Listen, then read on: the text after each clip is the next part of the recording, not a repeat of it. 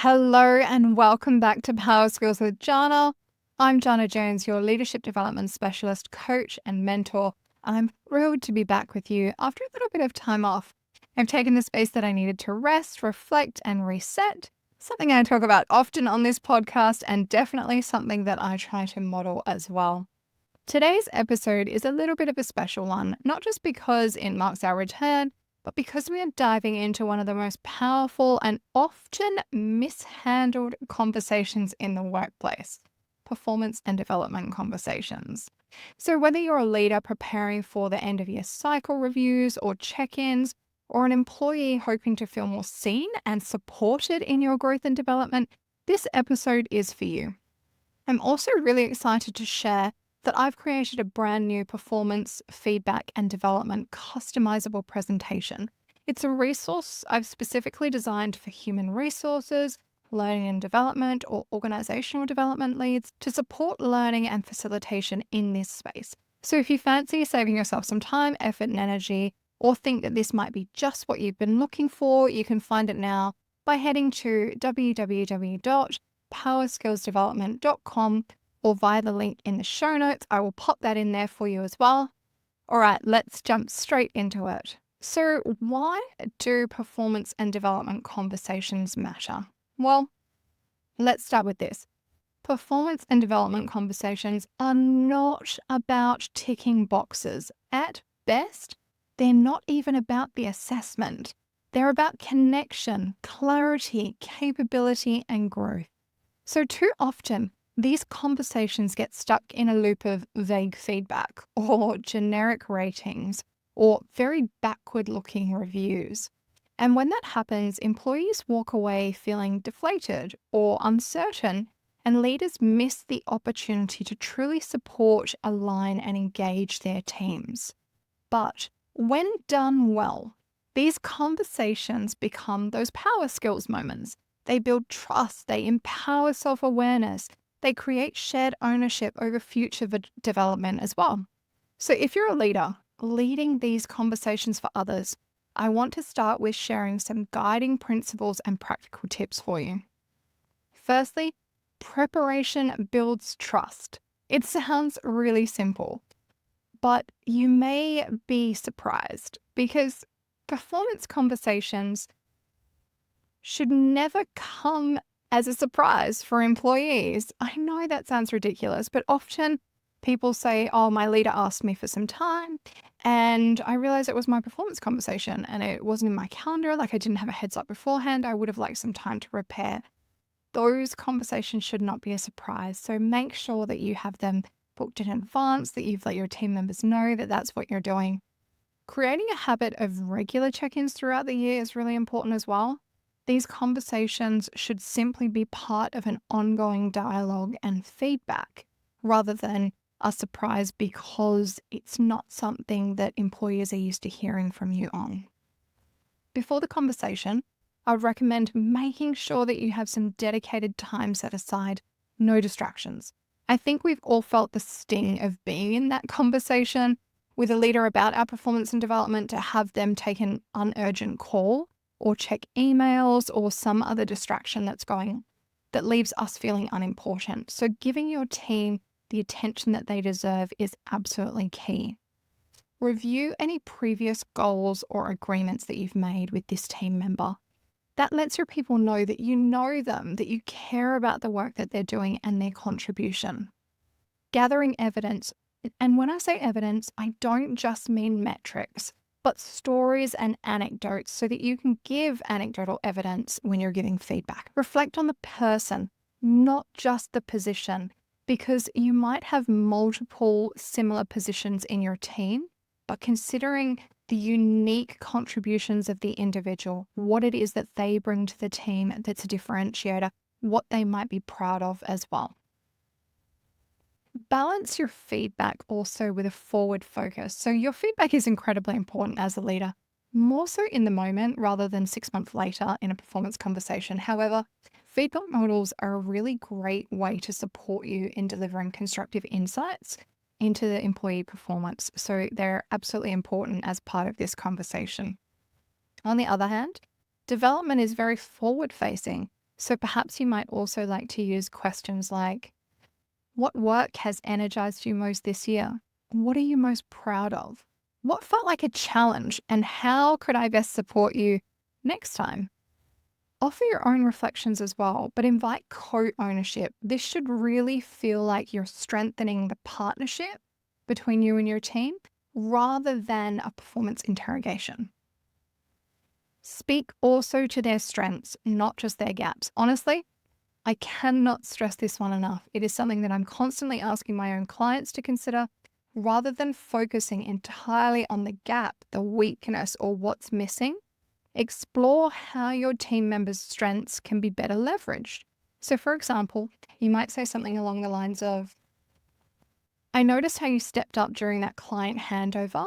What would it look like to leverage and grow that skill set even more for you?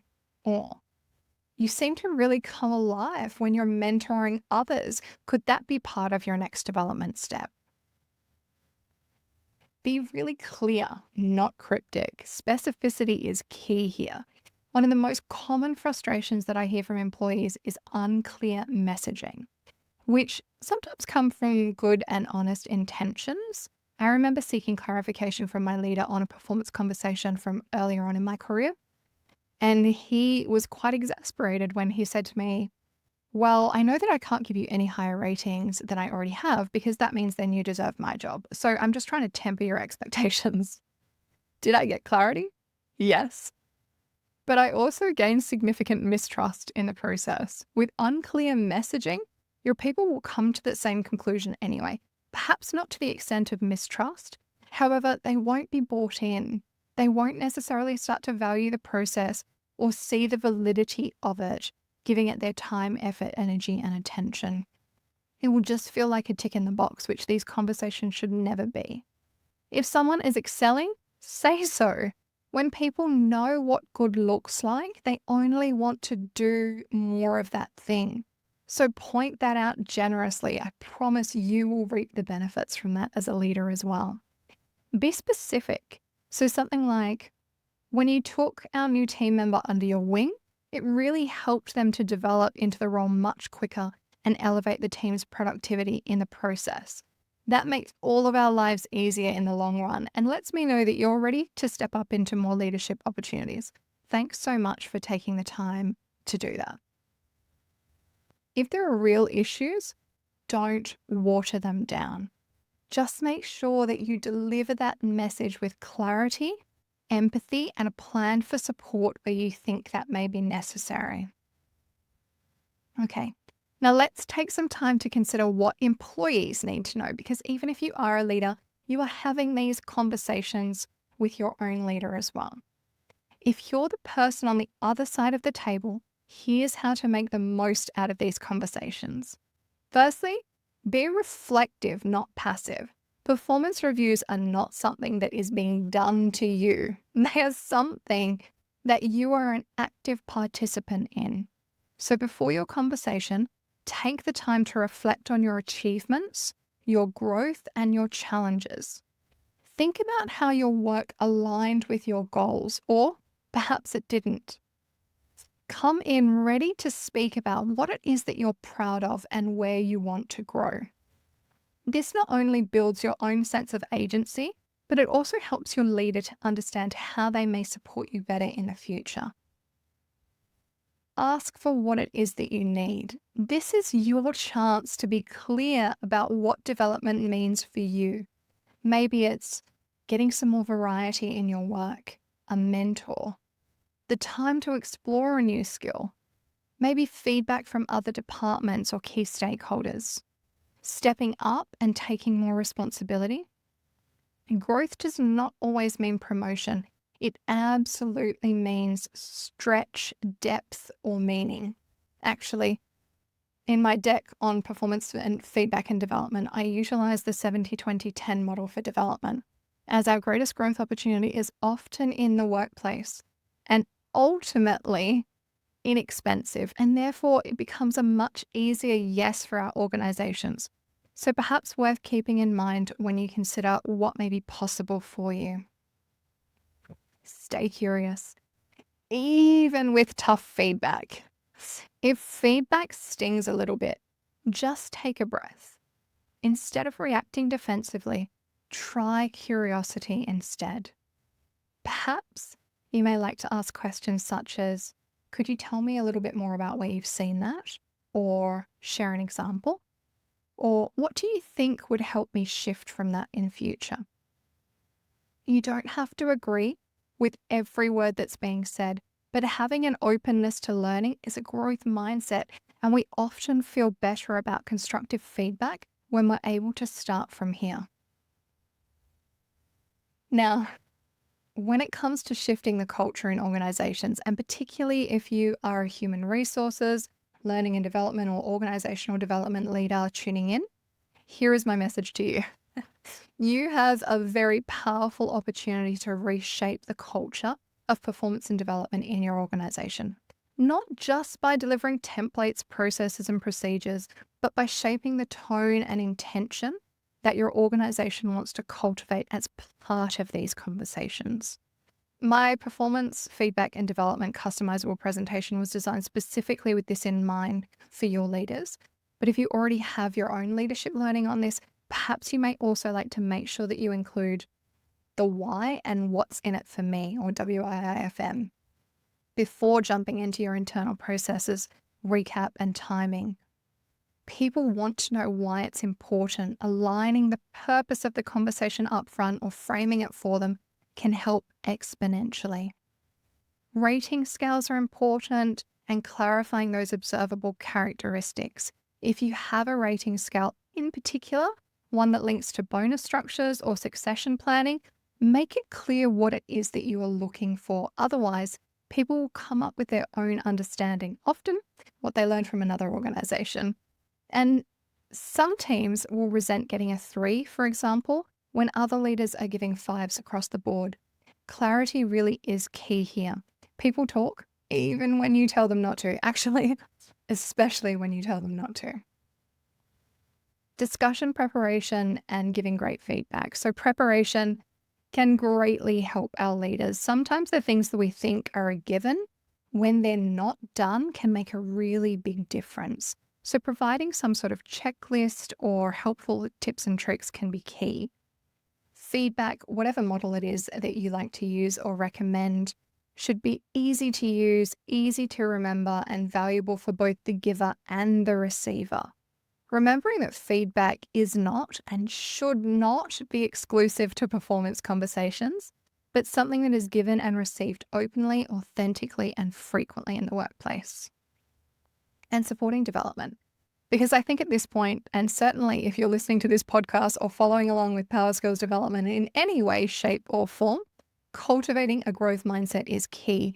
And in performance conversations where there's no consideration for development, they are closed, fixed, and ultimately unhelpful.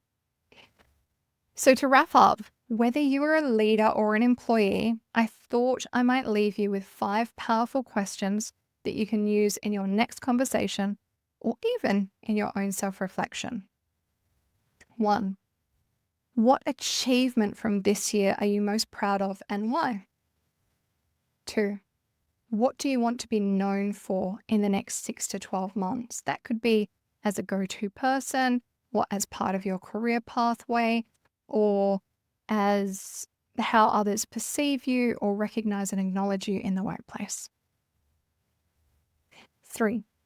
Where did you feel most stretched or challenged, and what did you learn from it? 4. What kind of support would make the biggest difference for you right now? And 5. What could growth look like for you? Now, I implore you here to think about personal and professional development rather than just a vertical promotion. When we focus on people, not just performance, and on potential, not just problems, our workplaces become more human, more supportive, more engaged, and ultimately far more effective. Thank you so much for taking the time out of your day to join me in this episode of Power Skills with Janna. Remember that performance and development conversations are absolutely that, an opportunity for both leaders and employees to develop And through self reflection, shared experiences, ownership, accountability, and an aligned way forward, we can all thrive. Whether you're preparing for your next conversation or designing a better process in your organization, I hope this episode gave you some practical tools and more purposeful mindset to work with. If you did want any support with this, of course, please don't hesitate to check out my performance feedback and development customizable presentation via www.powerskillsdevelopment.com. I created that to make this work a little bit easier, deeper, and more impactful for your teams and organizations. Or please don't hesitate to reach out at any time if you would like to work with me further. If you found this episode valuable, please share it, leave a review, and subscribe so you don't miss out on what's coming next. It's so good to be back with you. Until next time, stay curious, stay courageous, and keep growing.